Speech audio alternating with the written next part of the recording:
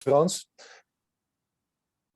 So we're happy to have some great speakers and reference on this series, including Charlie Gardner, Mumbi Maria Washira, Alicia Contu, Martin Parker, and also Mette Morsing.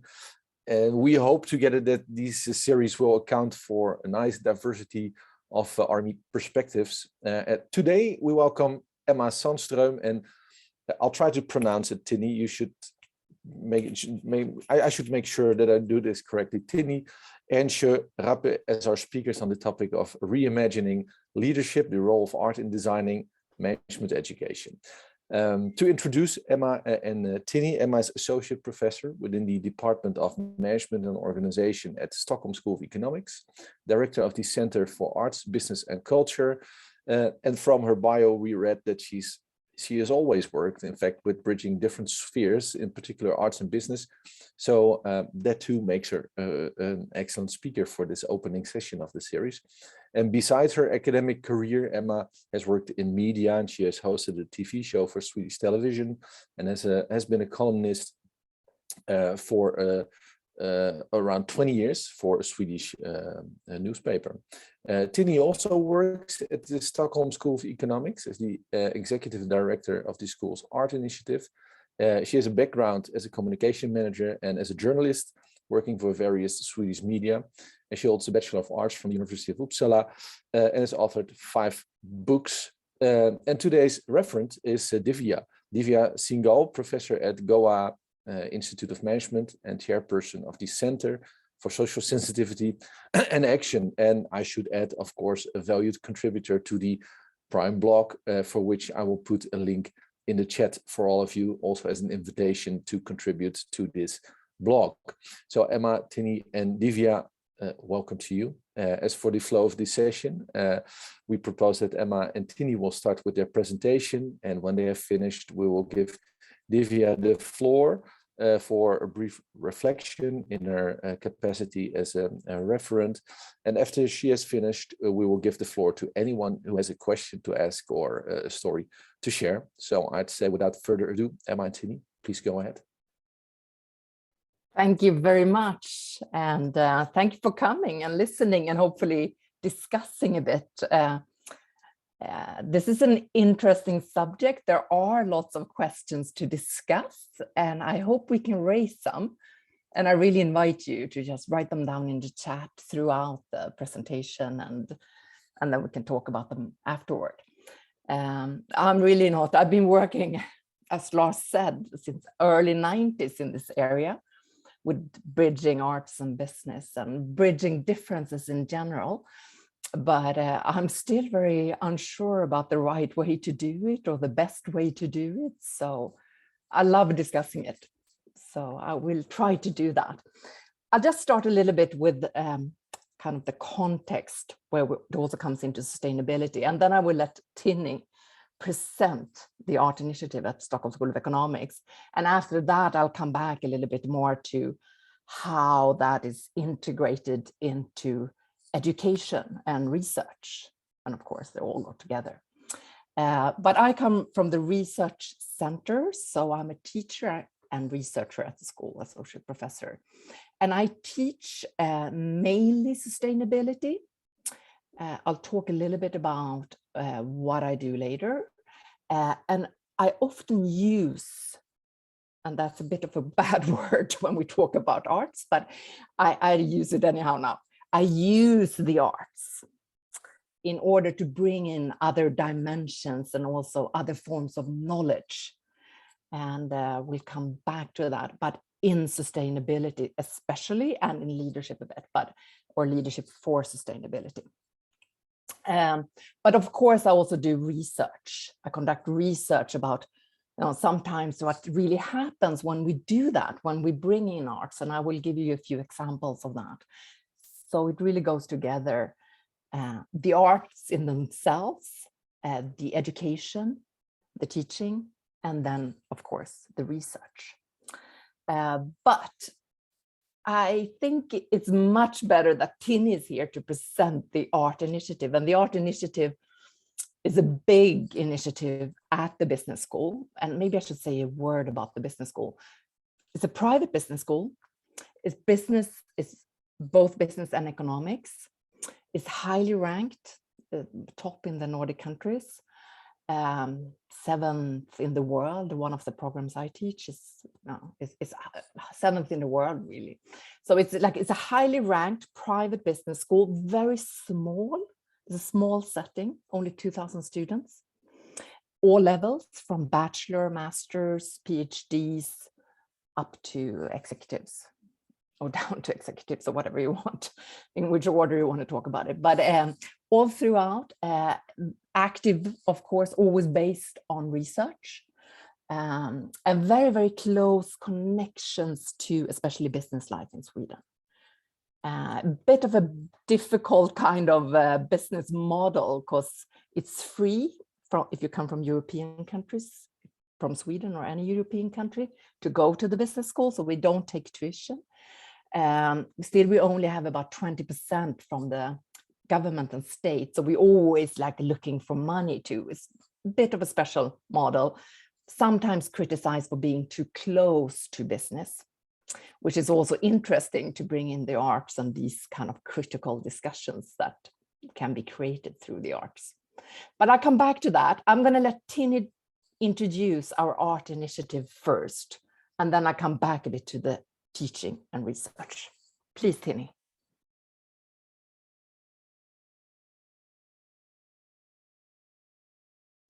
I was muted. Hi. So I will just start with actually introducing Art Initiative. And Art Initiative it's an initiative that has been around at the school for 7 years now.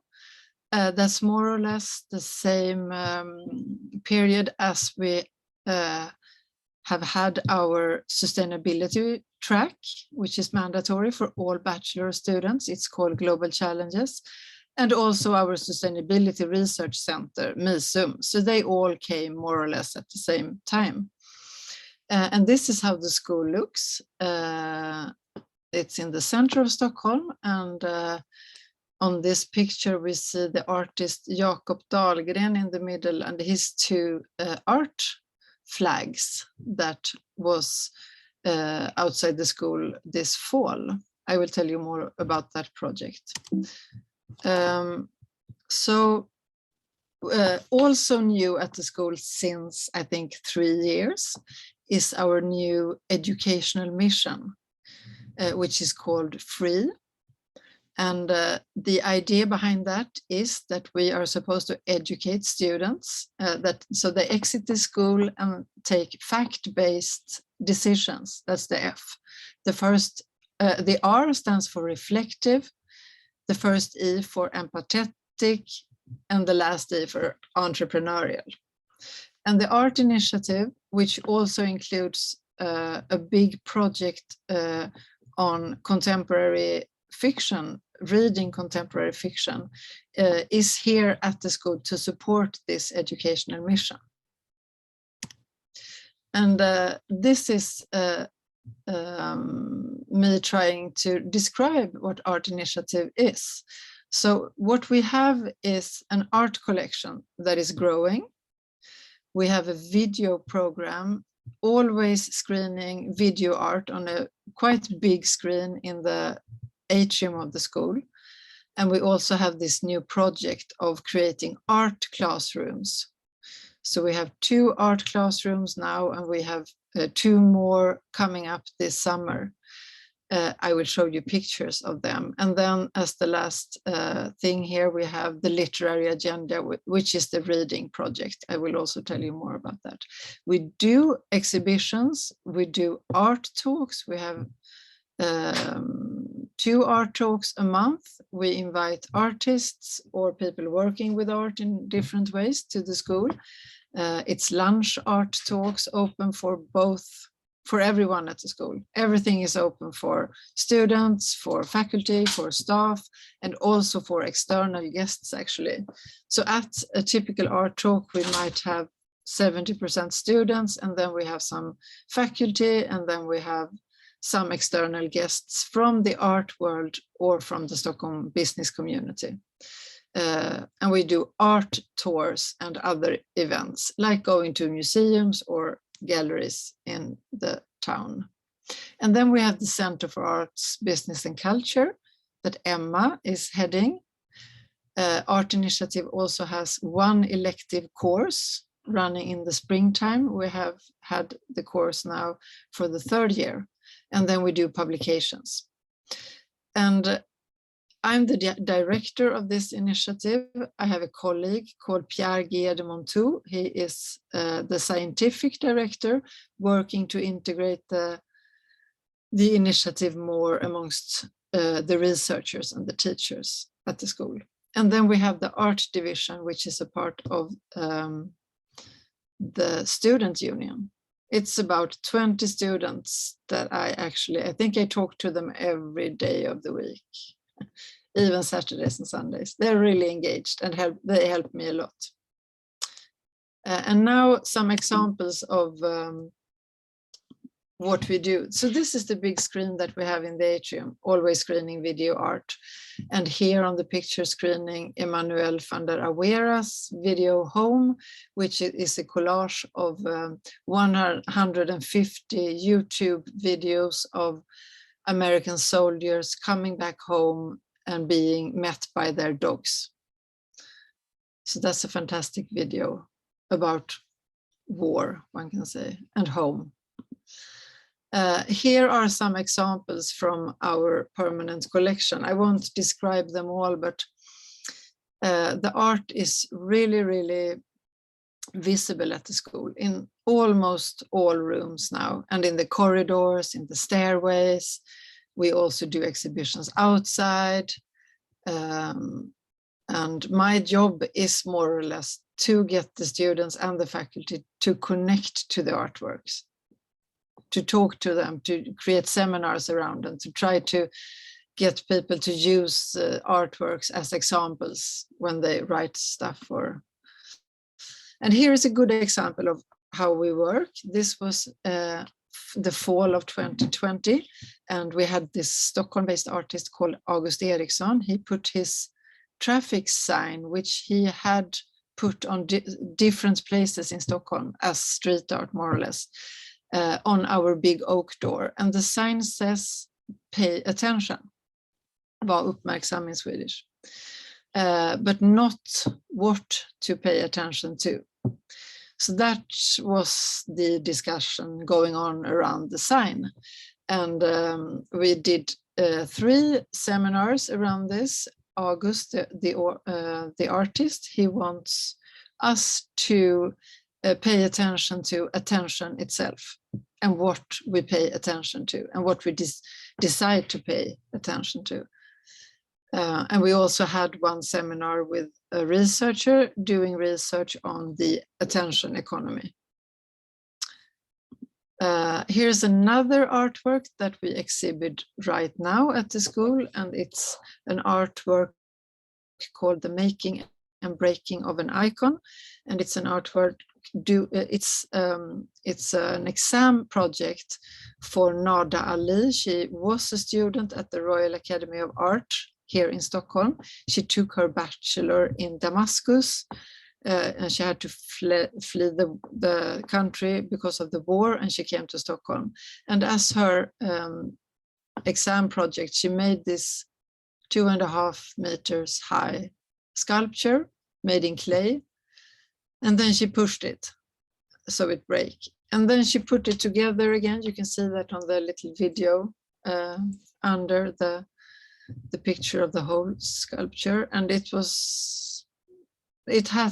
had lots of wounds in it, but it was still a beautiful sculpture. And when she had done that for the first time, she pushed it again. And then it came to SSE in pieces, as you can see on the picture to the right. And for 1.5 months now, we have had some workshops together with the students where we try to put the sculpture together again. And Nada Ali also left questions to us. Here we can read, how do you relate to the theme of brokenness? and how do you grieve? Because this project is a project for Nordalie to mourn the war and what war is doing to a person or to a city or to buildings. So that's a very touching, and the pieces, they are in our atrium, visible every day for all the students.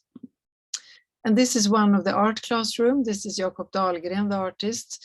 He works a lot with the ready-mades, and he made this classroom with tools for measuring.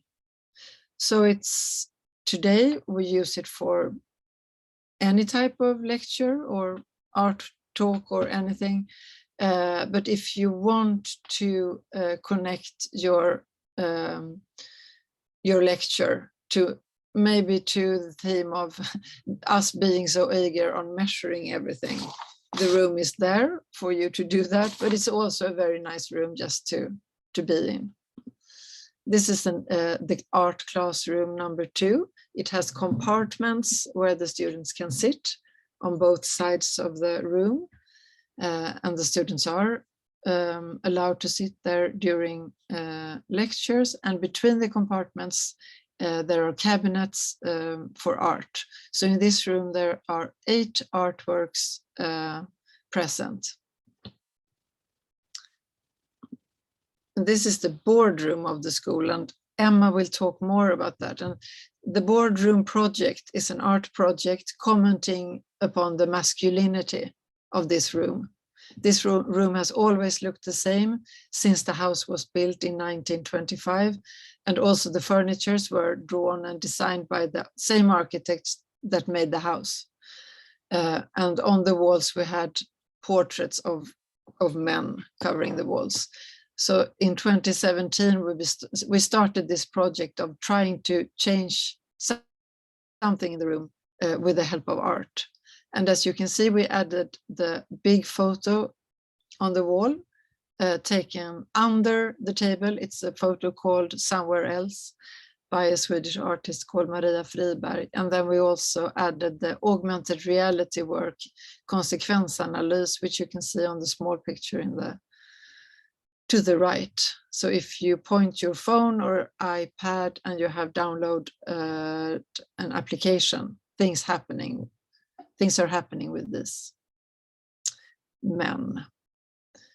And Emma is one of the teachers always taking her students to this room to talk about what the room does to people who enter the room, more or less. And here's an art. This is connected to the flags on the first picture. It's again Jakob Dahlgren in the Jakob Dahlgren room. He's working with the students in workshops on the theme of abstraction. And he as an artist works with abstract art, but we connected this to the theme of abstracts that researchers do and what is really happening when you abstract something, when you simplify something in order to understand the world more easily. So those were the discussions we had around this, and the students made abstract patterns on paper, and then you can see on the other small picture we had seamstresses in the atrium creating flags out of these abstractions, and then we hang all the flags in the atrium for a month. So that's another example of how we can work with art to expand the way of thinking with the students. This is the Swedish duo Bigert and Bergström working a lot with the climate change in their art. They were exhibiting these sculptures outside the school. It's molecules, and they each weigh 300 kilos, and that's the same amount that a typical Swede uses for, I think it was it 3 weeks? Yeah, the consumption from a typical Swede.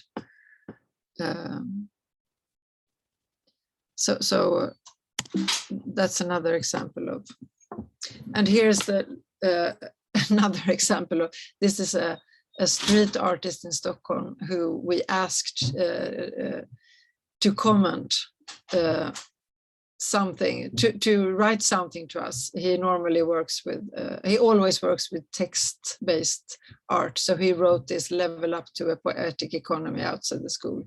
And that also sparked lots of questions amongst the students and the researchers. This is Axel Berger. He's an artist who came to us to do a performance. He moved super slowly through the school with his Uber Eats costume on for 1.5 hours without saying anything. He was prepared to answer if anyone asked him, "What are you doing?" He planned to say, "I'm here to deliver a dance," but no one asked him anything. Everyone just looked very suspiciously at him. And then he had an art talk about speed and uniforms and other interesting stuff. And this is how a typical art talk can look. This is an art talk we did 2 weeks ago with about the selfie. The woman in the middle raising the book is, she's a psychoanalyst. So she spoke about the selfie from a psychoanalytic perspective. And Mikael Olsson, whose head we can see in the foreground, he's an artist who just published a book with selfies of himself. And last, I just want to introduce you to the SSE Literary Agenda. If Art Initiative is a project always working with contemporary art, this is a project where we always read contemporary fiction.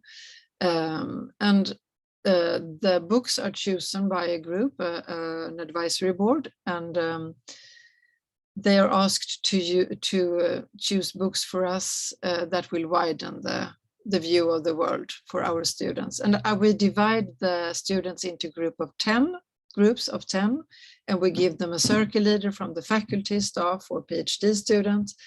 And then we start this reading project. We read the same book, always the same month, all 300 of us. We are now in our 5th year, and we have had 250 students signing up each year. And this is the reading list that we just created for next year. And in this project, I would say that the discussion in the groups are as important as the reading itself. And both of the projects are here, as I said, to support the educational mission, but also to create another type of conversations. We also say that the art makes the house more knowledge intense, but I also like to think of both of the projects also as a way of pausing or resting for the students and faculty. And we always try really, really hard to have this kind type of tone when we talk about the art and the literature. And we are working very hard to include everyone and take away the high thresholds that normally exist between people and contemporary art. Yes, that's it.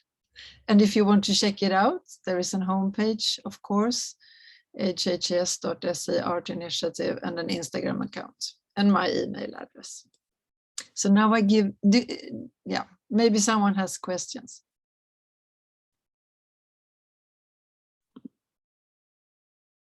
I suggest we continue with Emma, if you're okay with that, and then we can take the questions at the end of the session. Yes. Yes. And I have Emma's presentation as well, because Emma is on an island. So I'm a little bit worried always about my internet connection. So if it breaks down, Tini will take over with the presentation, and I will just talk in the back. But as you can hear, I guess it's really fantastic to have all this art in school when you teach and when you conduct research, and it's such a rich material. And when I was just listening to you now, Tini, I realized, because we talked before where are some meeting points, but I realized there are so many more that we didn't cover and that I won't cover. And one thing, the classrooms in themselves, I was just teaching actually in the cabinet room Friday afternoon, and having, like I said, so some students could sit up in those kind of nice seats up, and it changes somehow.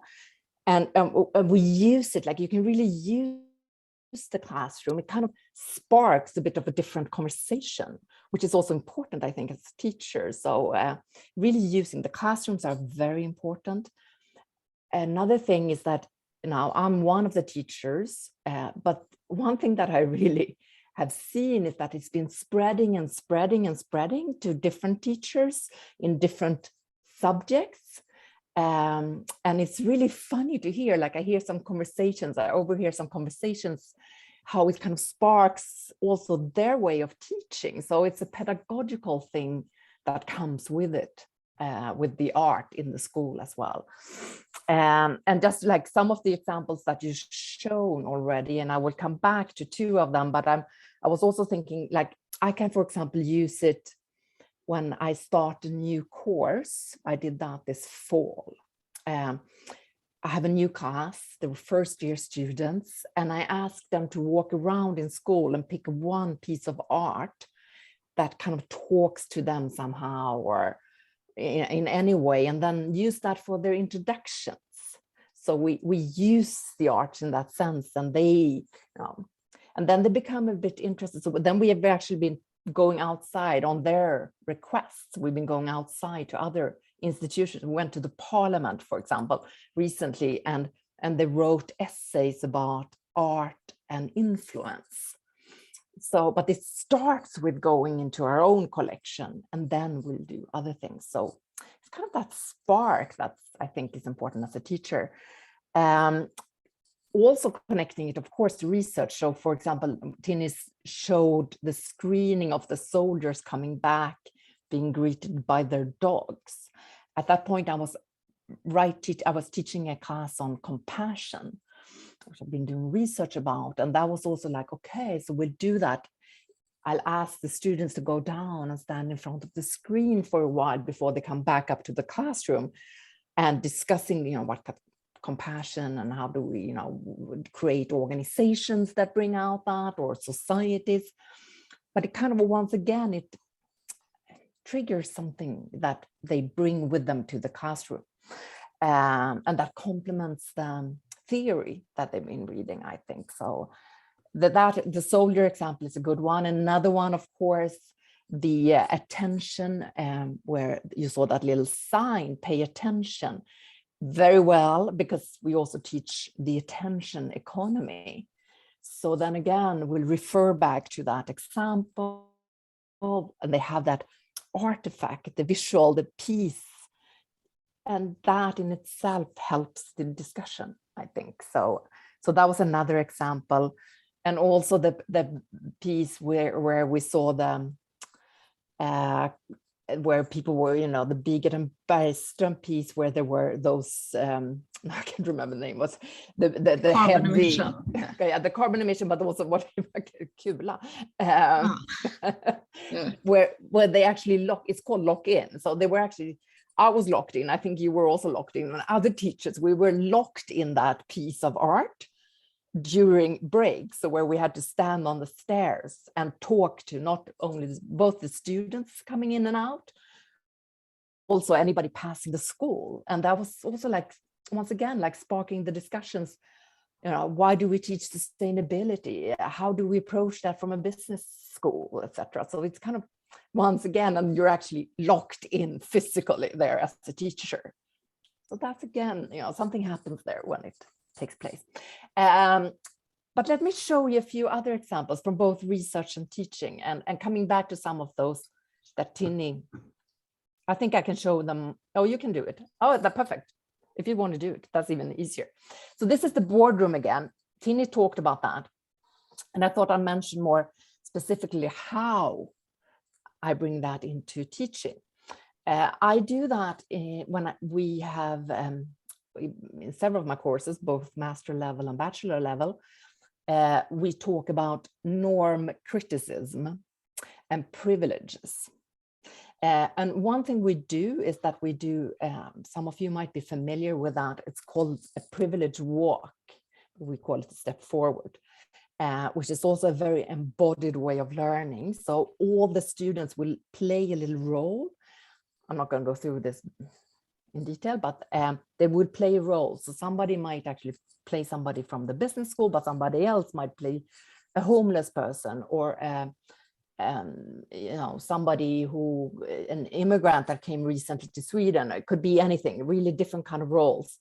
And then we'll give them statements, and if they think they could take a step forward, if they are the one who are privileged in their roles, they'll take a step forward, and then they can start looking both how it feels to be in the front or in the back, and then start reflecting on their own privileges and norms.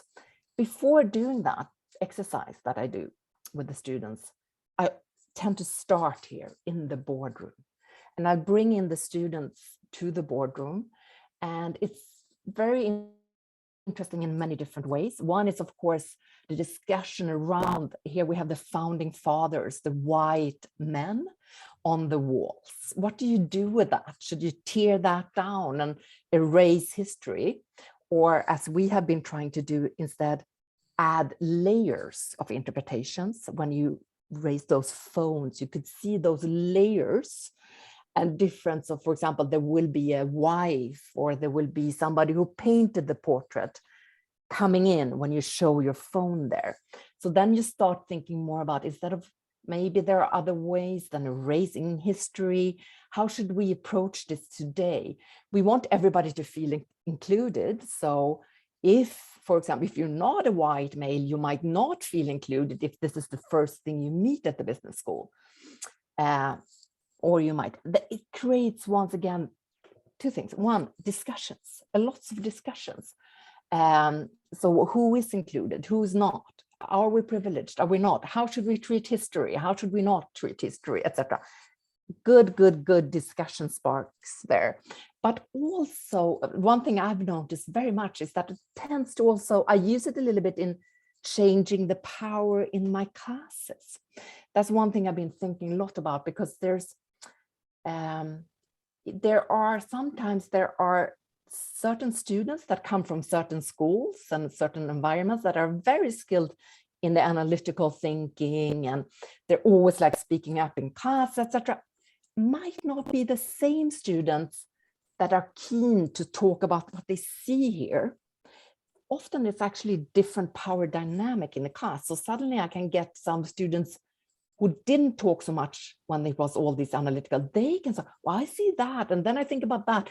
They might actually be trained differently. I would even say that some countries, that's at least it's not scientifically based, but I think that some countries try to train their students more in visual interpretations, and others do less. And that also changes the dynamic in the class. And then that makes it easier to teach later on. So this is good for many ways, talking about privileges, talking about norms, talking about gender, of course, talking about history, but also actually changing power dynamics in the class by bringing in different forms of knowledge. So that's an example of how I use it, very like concrete. Please, Tini, next one. If maybe that's a PDF, and then maybe it will be easier if I show the film later, but we can change because there's a film in that. But I'll do that next. I can show this first. So this is another one, a place in Europe. This piece, which is a film that every student saw, and everybody else walking by the school, by two artists who've been following homeless people, or especially one person, and showing this film. And many students became very touched by it. But it also created, for me, was also like a way of creating that discussion about income equalities. We have, of course, researchers working with those topics. So also one thing I like to do is also thinking about, okay, we do have an economic system that looks like this, and it seems to create some income inequalities. Are there other ways to think about the economic system? And because sometimes I feel like the business school tend to be a little bit taking everything for granted that it is. So this is also sparking some kind of creativity, critical creativity around what could another system look like? And that for me is something that I think it's also important in management education for tomorrow. Whether we talk, I personally research more around social sustainability, but I teach sustainability in general. So also thinking, not only being, in this is the way it is, but also thinking like, okay, but are there other ways to actually organize society? And this is a good example of that. Maybe I should start and see if I can share, because I think the film will be better if I do it. Sorry for that. I'm not going to go through it all again, don't worry. So one of the ways we approach it, both in research and education too, is by, I don't know if anyone of you is familiar with this initiative. One way we approach it is we collaborate with other universities, other disciplines, actually across the globe, and other actors, thinking that we do have of course, the global goals for sustainable development that we all know of. And a lot of our teaching goes like, how can we contribute to reach them?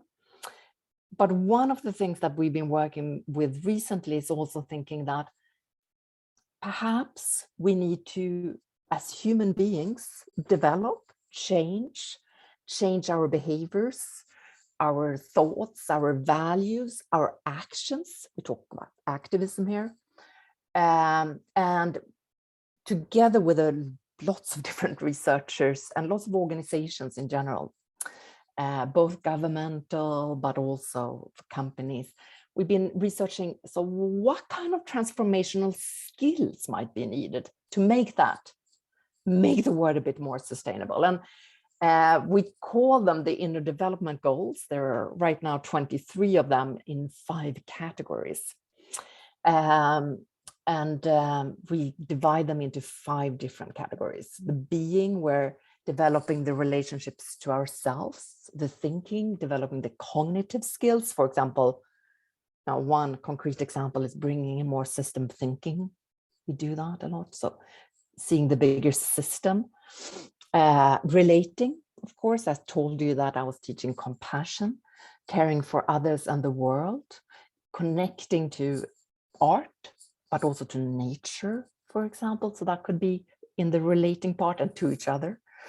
Collaborating, lots of social skills, and also acting, driving change. What does that mean? So in those 5 different categories, and I would say that the art here comes in very well into this, which is it's a framework for me. It's nothing else than a framework. It's just a way of actually framing what we are doing to. A little bit like free, but also more perhaps connected to what many organizations are doing. So what kind of inner development is needed perhaps in order to create a more sustainable world? That's the basic, and a framework for working with that. And the art comes in very, both in research and teaching, kind of handy into that framework. So I thought I'll show you one example of which is both a research and educational project. And I'll show you a little film so get a little bit of a different setting than just me talking. And shout if you can't hear the sound, because the sound is important. I think it works now. Here's a little film.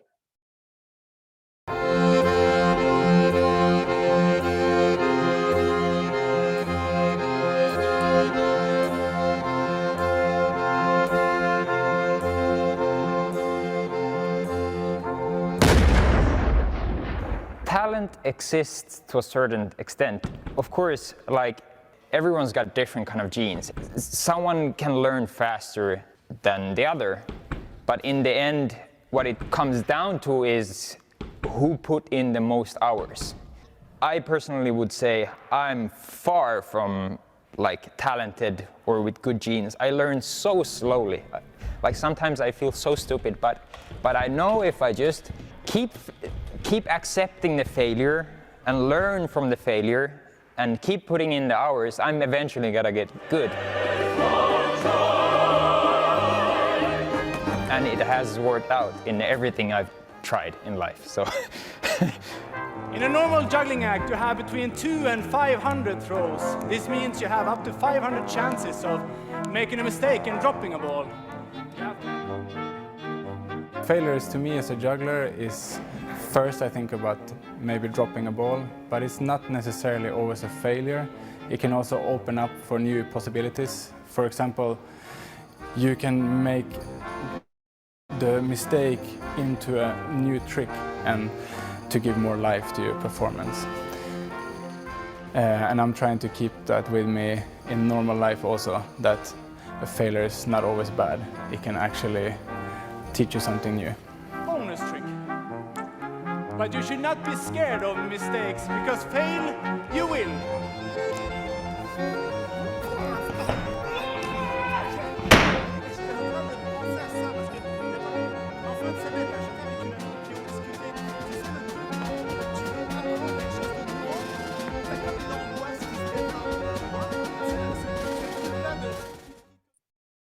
Oops.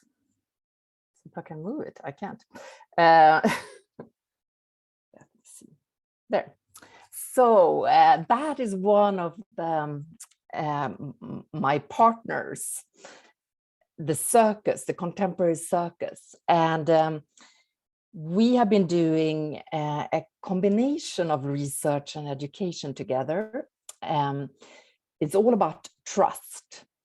Can circus-based methods help to develop trust in between groups, in organizations, in teams, in individuals, students, or whatever?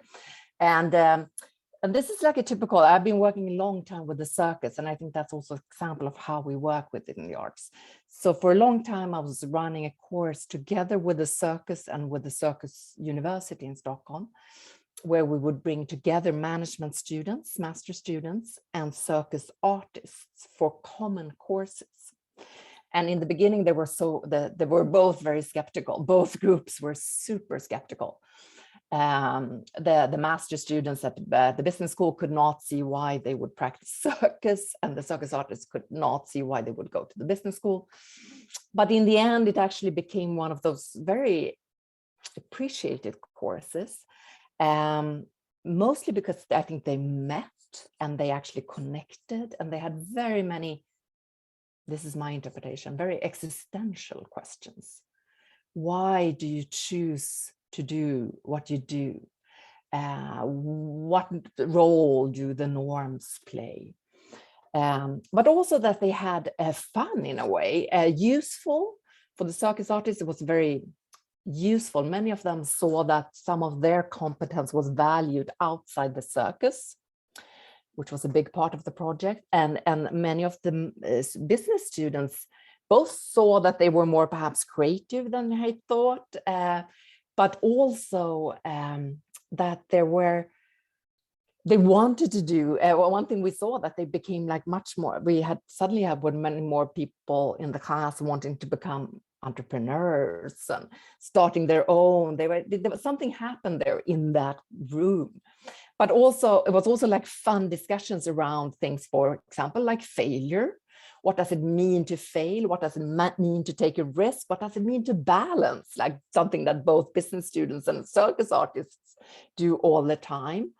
So it really created something. So about a year ago, we also got a new research project, and this time around trust with the circus artists. And we have developed circus-based embodied methods for developing trust. And we try them in different surroundings. So at the business school with the students, where we've done really randomized control groups, etc. So one group would have the same topics, but in a cognitive way. And the other one would work with the circus artists in a very embodied way.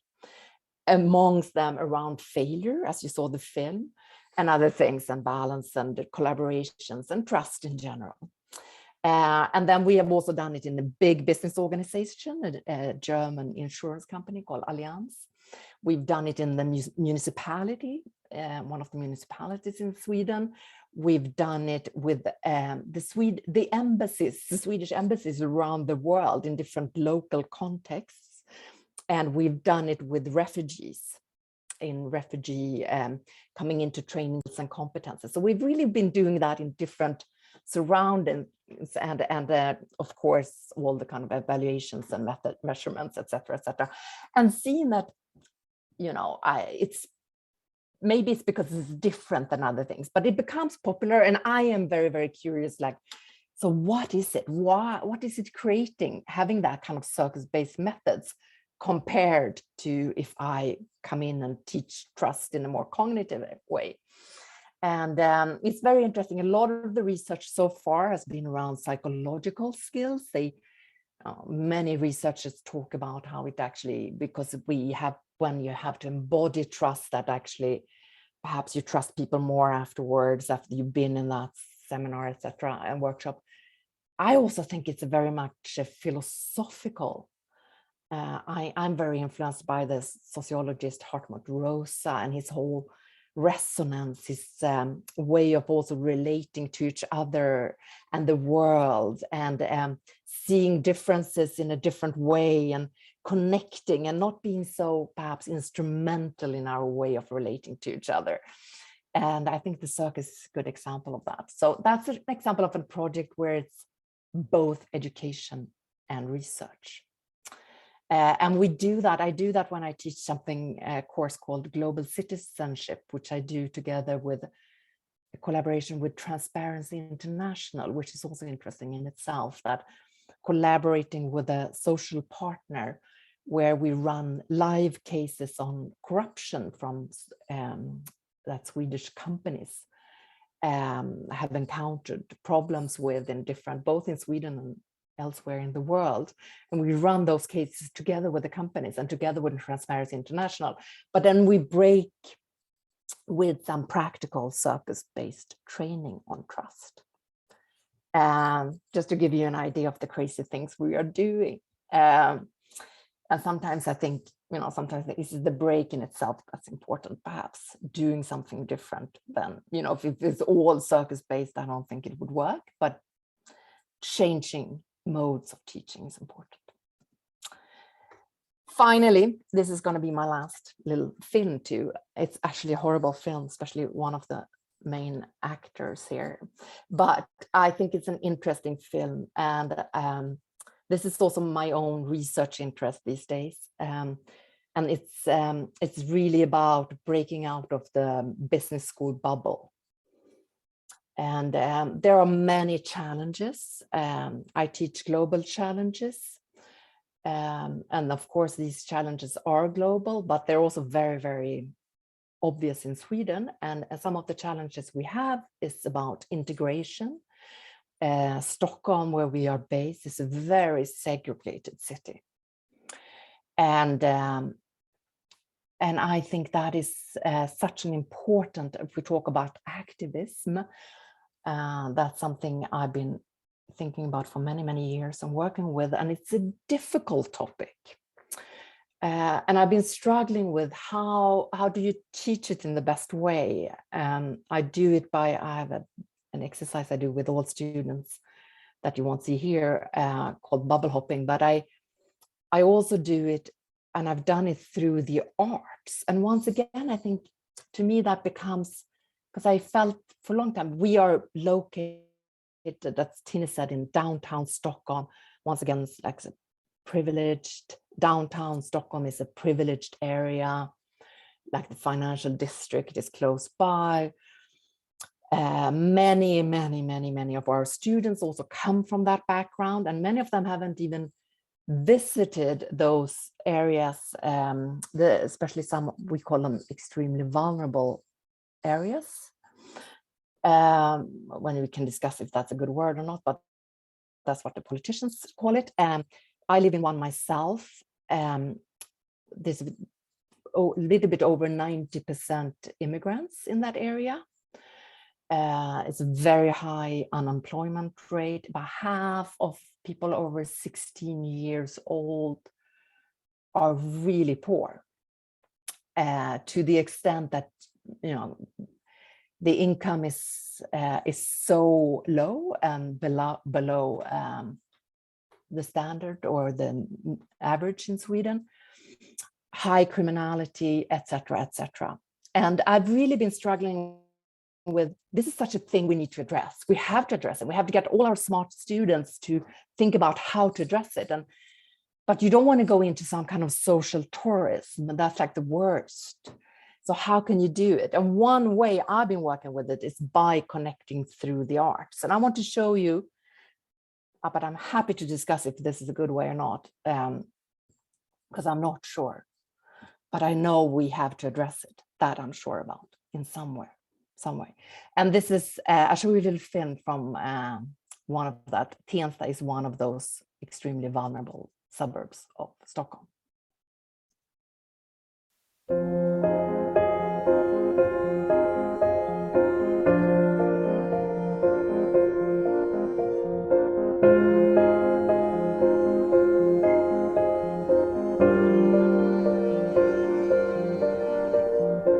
This session today here at the Konsthall really forced me to reflect and think about visibility and how we perceive things in society. When you come to a place like this, it kind of breaks your everyday routine. So I definitely feel different from yesterday and even this morning.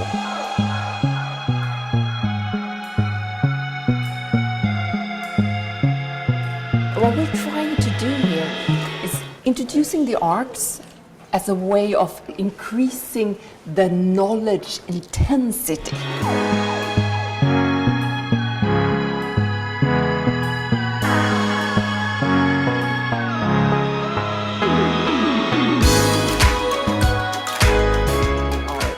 Bringing the students out to an art center, to one of the suburbs, which was built in the 60s, 70s, a very important part of Swedish history, but also in many ways a problematic part of today's society, segregated society. And of course we're trying to make them think about the challenges of society, of the divides in society, of questions about integration and who is included and not.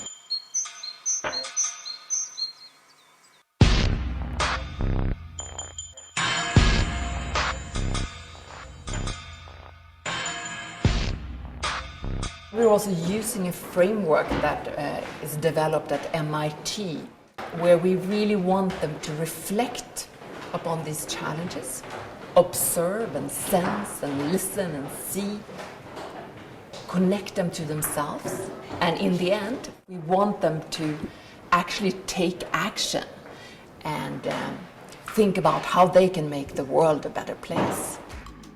It's like a dance, the way that you shake your head in full. Putting this sort of leadership seminar in a setting like this, it really helps to focus your mind on maybe what's important in the world more than having a good career. I'm a very critical person when it comes to this kind of things about openness. You might call it spiritual thinking, but it's a different approach and I highly recommend it.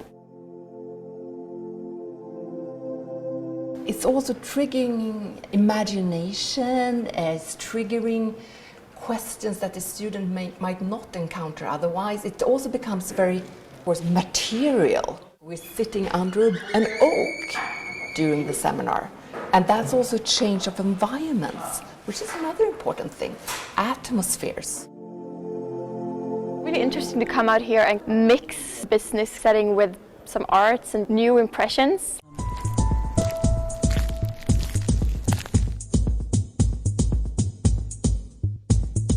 We are in the library of the Stockholm School of Economics. A part of the exhibition that we're also working with in the course is also taking place here. It's called Bancarotta. It's a table from the 1600s. And they used to have these tables for changing money. if they went bankrupt, they would break the table like the artists have done with this table. It's really about exploring concepts that we always work with in business schools.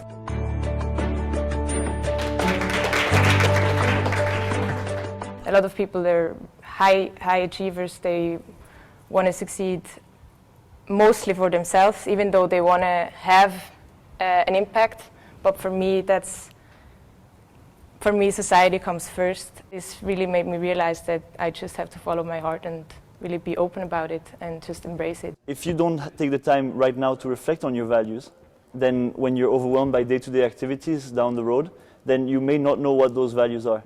And it will be incredibly difficult, I think, for people who don't reflect on this to really have a chance at becoming leaders. And now I will stop. Thanks very much, Emma and Tini. So what I would propose is to invite Divya to give you a brief reflection. I know that you've been working on the interface of a lot of things actually that Emma and Tini talked about, including art and management education. Please go ahead, Divya, with a brief reflection as our first referent in this series. Thank you. Thank you very much. I know there is some disturbance. I can't help it. First of all, thank you, Emma, and thank you, Tini. I think with the polarization, growing violence, trust deficit society, I think the role of art becomes much more vital in contributing to building perspectives. So you talked about how knowledge intensity the art gives. Art, actually, the wonderful examples and powerful examples you presented to show how art helps to develop compassion towards fellow human beings and, of course, the ecosystem.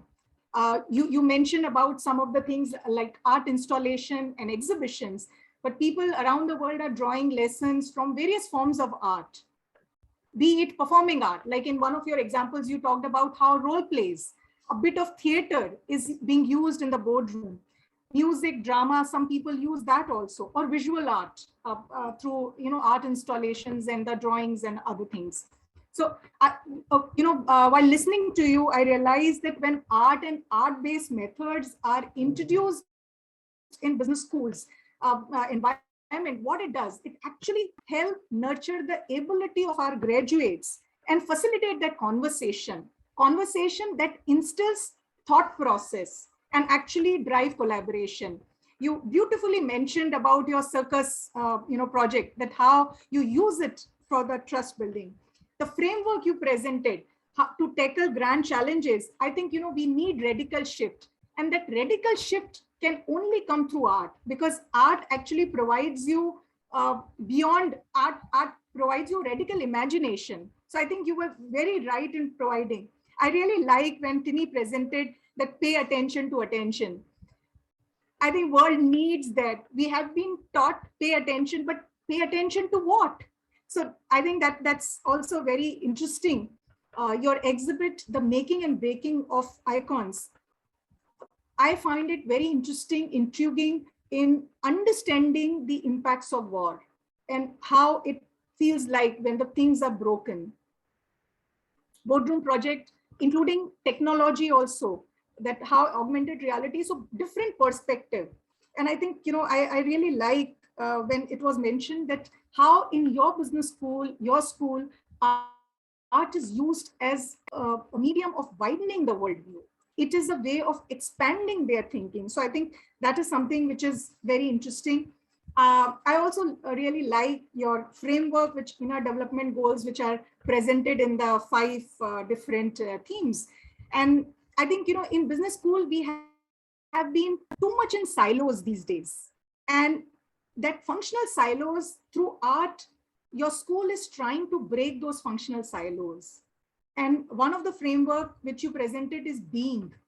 That is something missing in most of the cases. And, we have been telling our graduates, you need to think, you need to relate, you need to collaborate. But I think that being, relating to self is missing. And I think that is something which is very important through your inner development goals. I also like your circus film because it gives a powerful message which Lars initially mentioned about my blog article, that failure is not always bad. In business school, what we have been doing, we have been overemphasizing success. And I think it's high time we need to rethink failures. And that's a beautiful message through that. And again, how art is a rich material, how it adds layer to your interpretation. You engage in discussions, and discussions around very important and very difficult questions sometimes. It gives you a perspective. So breaking out business school privileges, that is something which is very, very interesting, how art is used as, imagination, reimagination rather.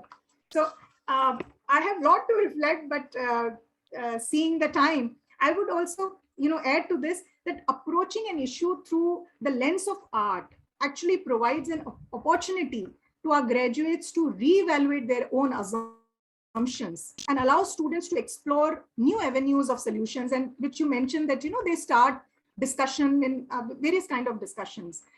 Today, we need graduates who are creative thinkers. And Emma, you pointed out, you used a word called critical creativity. I really like that. We need critical creative thinkers today. Art is really a significant medium to drive the social change. I am reminded of Albert Einstein, who said that logic will get you from A to B, but imagination will take you everywhere. And art is that medium which actually provides you radical imagination. So we need to involve graduates to engage intuitively. And I'm really glad that I hear these fantastic examples, how intuitively you are using and non-judgmentally. A lot of interesting perspective have come out. So I think as business school, we need to remove that conveyor belt approach, put graduates into the same thinking, same silos, functional silos. They attend marketing, operations, finance, and come out. No, we need to include liberal arts. We need to have more art installation. We need to have more music. We need to have more theater, these kind of art related art or art-based methods. So thank you very much, Emma and Tini, for presenting these wonderful examples and giving us that thought process as educator. Am I doing the really right thing when I'm going into the class? So thank you very much for this presentation. Thank you. Thank you, Lars. Thank you, Divya, for your enthusiastic reflection on Emma's and Tini's contribution. Maybe as a little bit of a counterbalance to that enthusiasm, it might be interesting for Emma and Tini to reflect on the question brought forward by Kieran in the chat, who actually wants to know, how do you navigate resistance for these ideas, both from within academia and business? Because despite Divya's enthusiasm, maybe not everybody is as enthusiastic about these ideas. So how do you deal with that? I think Tini is probably the best one to answer, because I think she's found a very, very good way of doing it. I'm not as good, but I think it's a very interesting question. I sometimes fall back to, and it doesn't work fully, the idea that, well, it has to be resistance. Otherwise, I did that this morning in a teacher meeting. It's like, oh, we need some resistance. There is a good study, it's a Swedish study, but I like to mention it. It's about executive education. And she is at a medical school. And she was following, it was a super well set up study, following 2 leadership programs. And one was an ordinary kind of leadership boosting program, typical, like classic executive education. And the other one was, they were following Shibboleth, which is actually like a little bit a Jewish cabaret music, text-based performance. And she did a really well done study. Of course, they were randomized. She did like measurements of their blood and blood pressure, whatever you measure, hormones or something at the medical school. but you also talk to everybody around these executives. And I was lucky enough to be able to follow one of those occasions with the shibboleth. I remember that one, somebody thought it was so horrible that they ran out and slammed the door because it was so, they felt like, oh, what? I don't understand, what is this useful for? But the interesting thing about that study is that what showed was that both when it came to some of those physical measures, but most of all, when it came to interviewing everybody around those executives, the ones that thought that their leaders had changed for the better became much more like humble, open, listening. They were the ones who went to the shibboleth with the big resistance. The program they were partly like really mad at, tons of resistance to that. But the ones who went to the ego boasting leadership program, the people around them didn't notice any change for the better. And I think that's a wonderful study. So sometimes resistance is also good. Tinny, what would your little trick? It's wonderful. I know what you're doing. Tell me. First, I just want to say that when Art Initiative started, there were lots of resistance in the house. And I don't really find that anymore. Now, none of the students that are here has been here without the Art Initiative. So now it's a natural part of the environment. And we also have we have this president who is, he's actually the one who started both initiatives. He's really, really pushing this every time he talks to the faculty and to the students. This is here for you. It's something extra that this school is giving you. And you are crazy if you don't pay attention to it or take an interest in it. So we don't force anyone to engage in the art, but it's really, really here. And we really try to put it in obvious places, like where no one misses the art pieces. And I'm running around trying to talk to everyone about it. And but you also have that, I have to add now, because you do have, and you mentioned it, but you do have the kindness as a principle too, and the gentleness when it comes to, and I think that is very important. Yeah. It is, because it's not always there in the contemporary art world.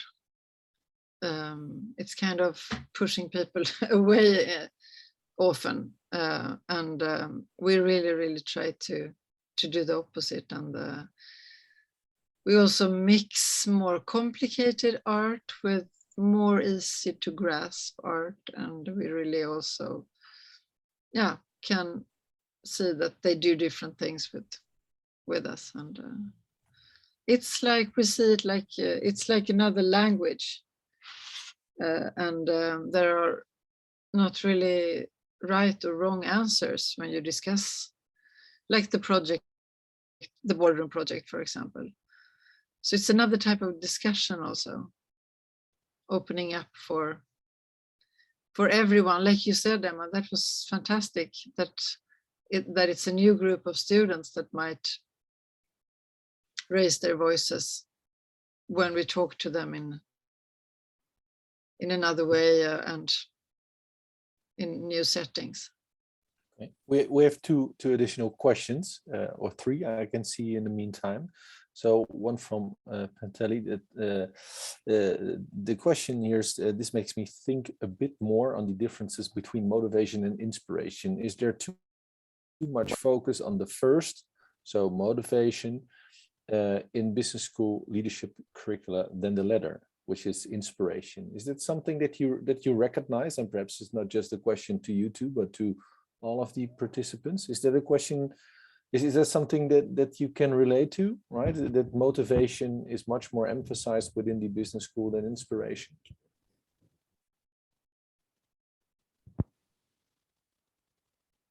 I'd be happy to hear somebody else's voice. I haven't thought about it, but it's one of those questions that I will think about tonight for sure, which is also wonderful. And tomorrow, I don't know, anybody else wants to jump in, but it's a great question.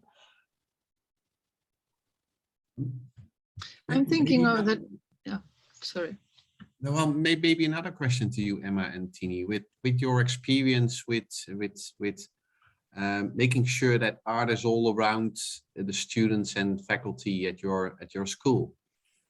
Has that actually changed their perspective, for instance, for the students on what they want to be taught? And has it changed faculty's perspective on what they want to be teaching, content-wise, not just in the way of teaching, but also content-wise in relation to, let's say, the traditional curricula of business schools? How has that influenced that? Has it? Good. So that's another good question, Tina. I'm sure you can help. I can just say something about the inspiration and motivation, because for this big reading project, we the first 2 years we had McKinsey as a sponsor to that project, because we thought because McKinsey is 25 years the top on the top of the list of future employees amongst our students. So we thought if McKinsey say, we want you to read and we want to employ future leaders that have a broader view on the world, then the students would jump on board. But actually, I think I just met 1 or 2 or 3 students that wanted to be in the project because of that. Everyone else wanted to be in the project to discuss ethics and meet new friends and read more, and that made me happy. Yeah, that's wonderful. Yeah, I'm thinking about the question there too about if it's changing what you want to teach. I think it opens up at least for that.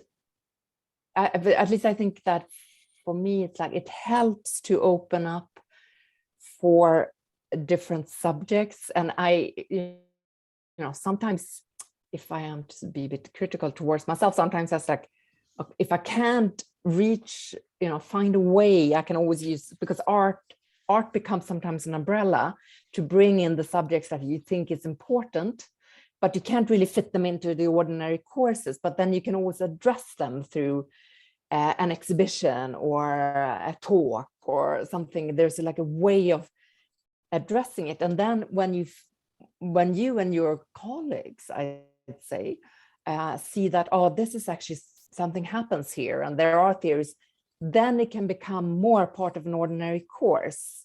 So it becomes, I wrote an article about that once upon a time, that it's like, it becomes almost like an alibi to get things in, and then you see, oh wow, this is important. Then you can create a course or class or find theories around it. So it's an interesting, I haven't really sketched that out, but I think there's a process there that I can see that it does change also what we teach, the content, not only the way we teach. And also among my colleagues, for sure. There's another question here around interdisciplinarity, which I find super interesting. Yeah. And of course, is it expensive? Yes. We have a wonderful another initiative that I've been working with for many years before, and that is where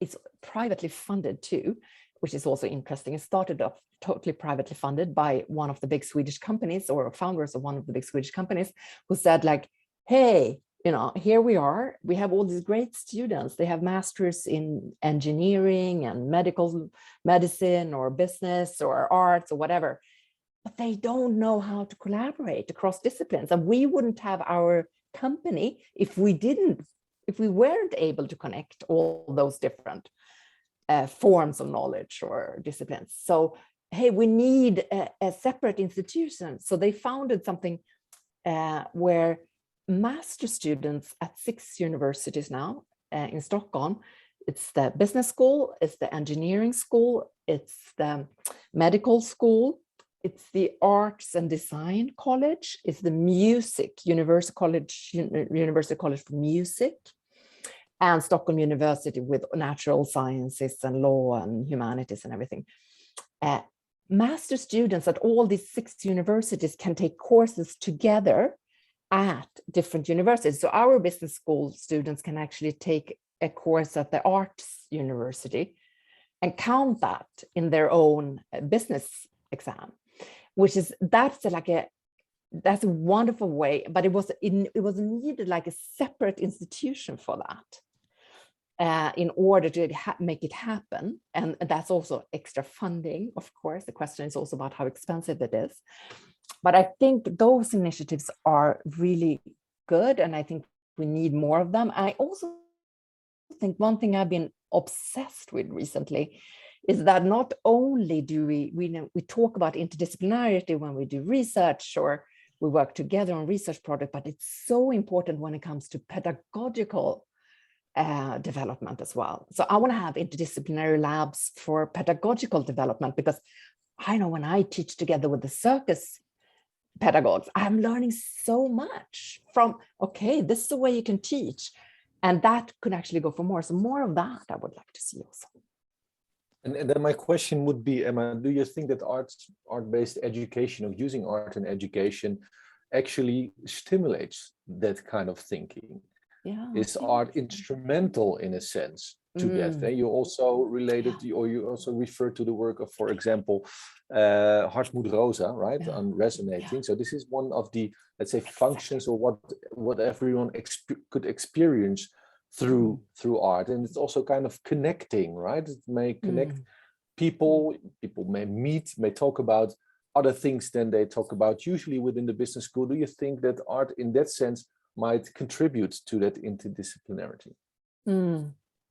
I do. And at the same time, of course, there is also, you know, sometimes I struggle with the instrumentality.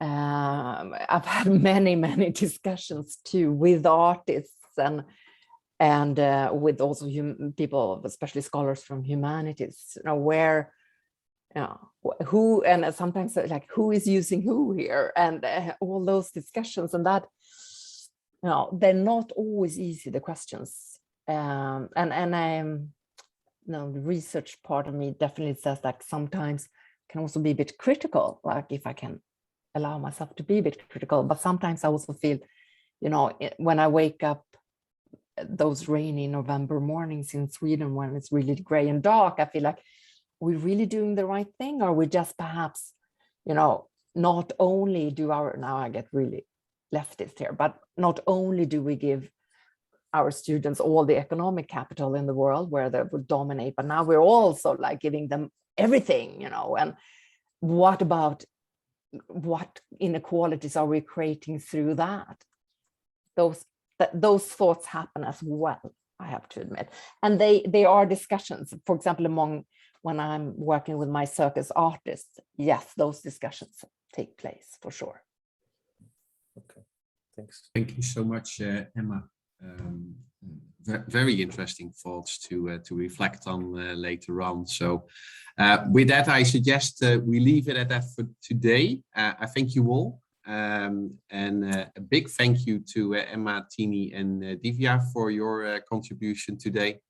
Can I say thank you for Divya too, please? I'm just like, I realized that I never did that, and I'm like, thanks so much. And I you know, the expression about the concept radical imagination, it's such a good way of approaching it too. So thanks a lot. We were lucky enough to do this kind of workshops in India, in Ahmedabad, in those interdisciplinary settings. And I think that has been one of my biggest inspirations, those workshops we did for several years in a row in Ahmedabad. So goes around. Absolutely. With that, the next session in this series will take place on June 9. And for that session, we have invited Charlie Gardner from the University of Kent as a speaker on the topic of activism, also mentioned today, within and by business schools and management educators. I think that will result in a similarly interesting discussion on that day. So I hope to see many of you then. And for today, enjoy the rest of your day and see you soon. Thank you all. Thank you. Thank you. Thank you. Thank you. Tack, tack.